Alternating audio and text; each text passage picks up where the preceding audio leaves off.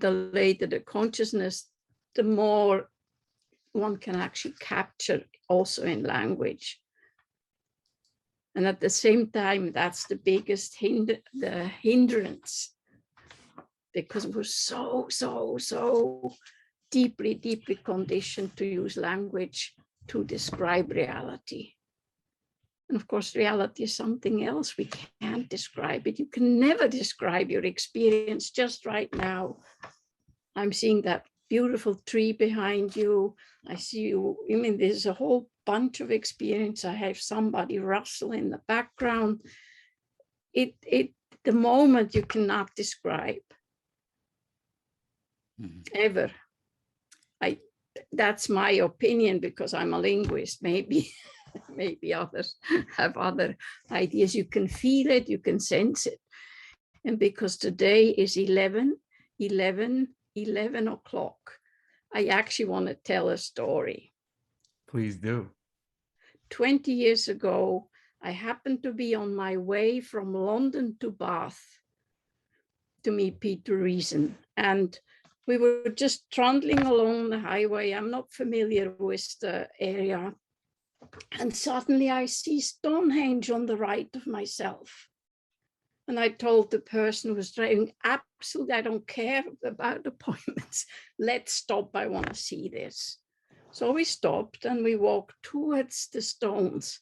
And there was a guard around it. There were police there. There were military there. And I hadn't made the connection that this is Armistice Day.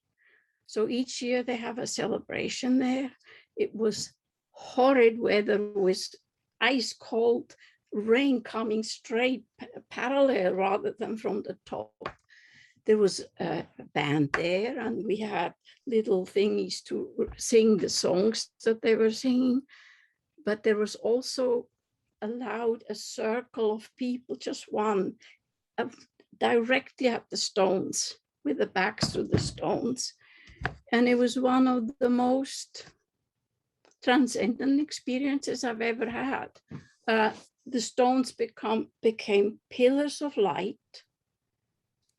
And the sense of the poor soldiers who had been in these trenches in this kind of weather changed my attitude towards the military, or at least towards soldiers in some ways. I'm more of a pacifist. I don't understand why we do have to have wars and all that.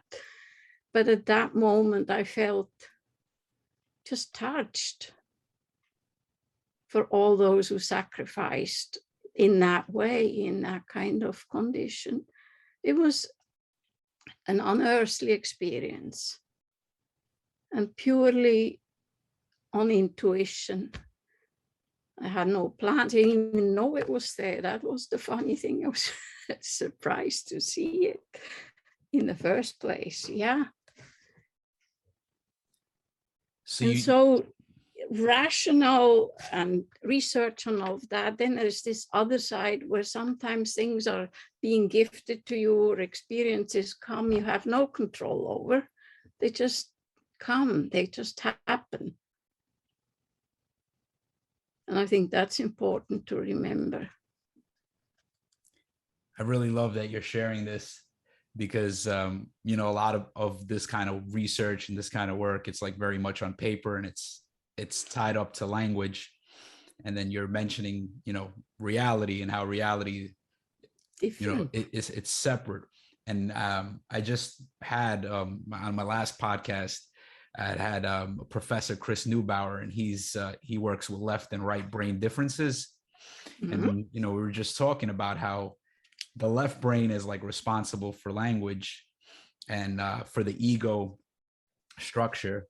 And then the right brain is like responsible for meaning, and how we can't really put meaning into words. We just know it.